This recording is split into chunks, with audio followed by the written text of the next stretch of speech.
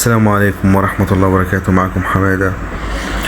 النهاردة هنركب في النيسان صاني 2014 الشكل القديم، شاشة 10 بوصة مش 9، 10 بوصة اهي. ودي الفريم اللي جاي، الشاشة دي جاية من بره، وده الفريم بتاعها اهو، ده الجي بي اس. الفريم بتاعها عبارة عن 3 حتت، ودي اللي وصلت الفيشة بتاعت الكهرباء والصوت، ودي وصلت الصب والفيديو والان الفيديو برضو،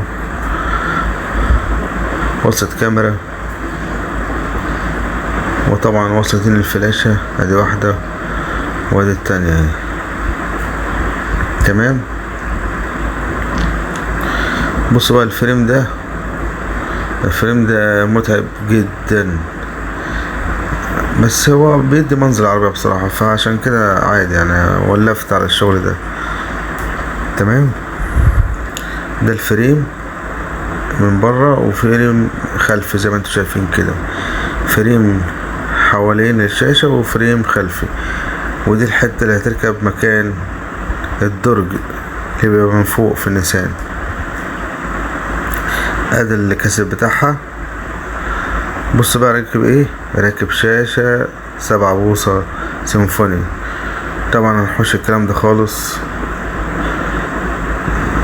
الشغل ده شغل قديم، هنحوش الكلام ده وهنركب شاشة بالمنظر ده بس 10 بوصة مش 9، والفبر بتاعها فهيفرق طبعا. تمام. يعني الهوايات والحاجات دي كل ده بيبقى زي ما هو، ما بنلعبش فيه. كل الشغل بيبقى فين؟ في الدرج وتحت الدرج، الباب بتاع الدرج وتحتيه، ده الشغل بيبقى فيه. تمام. بصوا بقى نفك ازاي. بنفك الدرج، القاعدة بتاعت الدرج اهي بتبقى مربوطة بمسمارين من هنا. بنفك الدرج ونطلعه كده القاعدة طلعناها، القاعدة بتاعت الدرج طلعت. تمام. ناقص ايه؟ الباب. يطلع ازاي الباب بقى؟ يطلع ازاي؟ نفك من هنا؟ لا طبعا نفك الوش اللي تحت الباب، اهو في وش اهو من تحت ب4 مسامير، نفكهم واحدة واحدة كده بالشويش. تمام. نفك ال4 مسامير.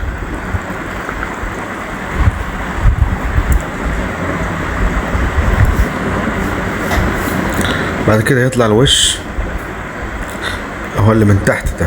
بصوا طلع ازاي، يعني الباب وش فوق وش تحت. بنحوش الوش اللي تحت هتلاقي مسمارين اهو، يروح الايه الدرج الباب يروح طالع معاك على طول. هما المسمارين دول هنفكهم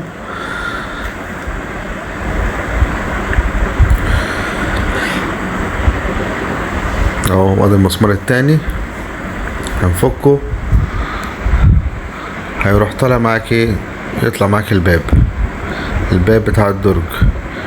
يعني احنا كده بنفك 3 حتت، القاعدة بتاعت الدرج ووش الدرج من تحت عشان نطلع الوش اللي من فوق كده. بقى الفريم اهو فضيت. تمام. هيبقى ناقص بقى، ناقص نجمع الفبر اللي جاي للشاشة.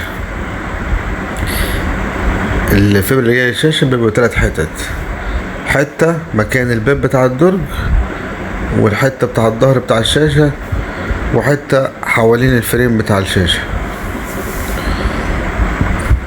بصوا بركب ازاي بقى.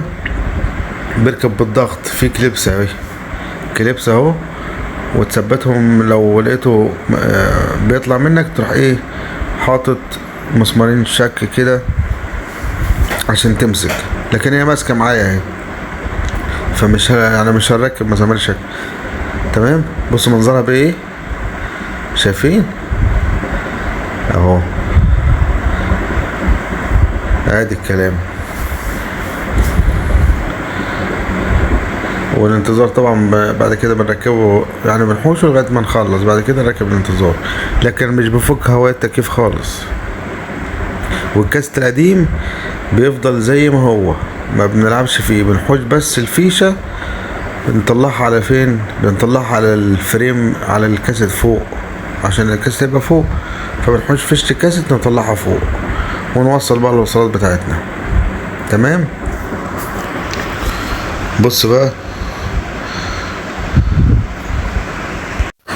هنبتدي نركب الفريم.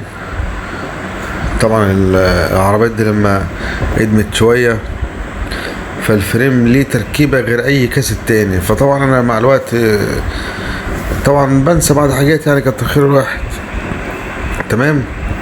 فانا ثبت الفريم الاول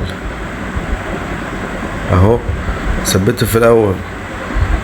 طبعا مش هينفع كده، لا طبعا غلط.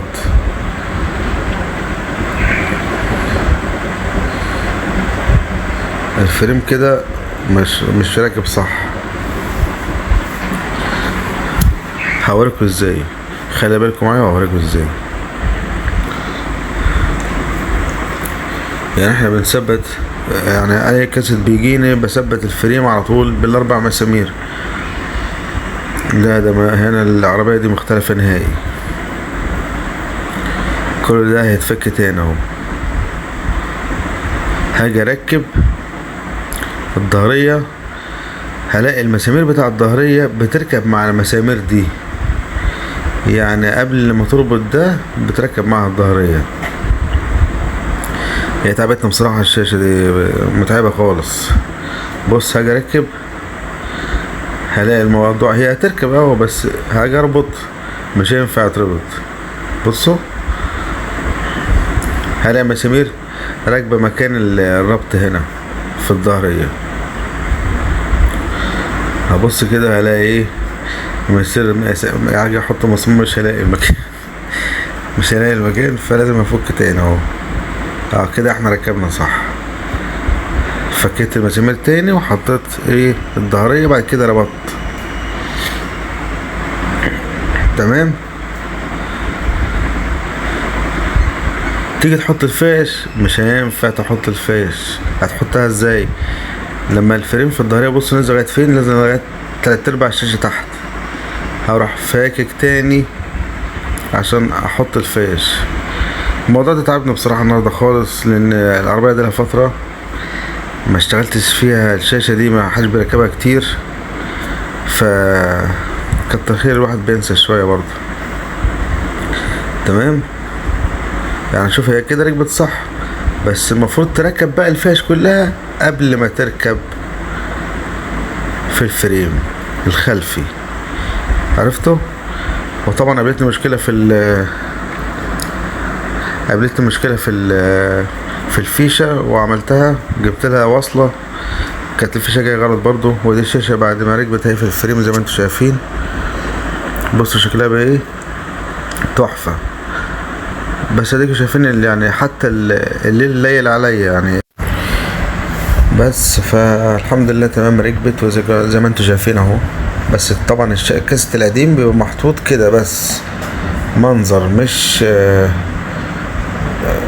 ملوش اي فايدة يعني كده، لان احنا بناخد الوصلة بنحطها فوق. وادي الكاميرا اهي، كاميرا فول اتش دي، كانت مركبة على الشاشة الصغيرة 7 بوصة، طبعا نقلناها على الشاشة.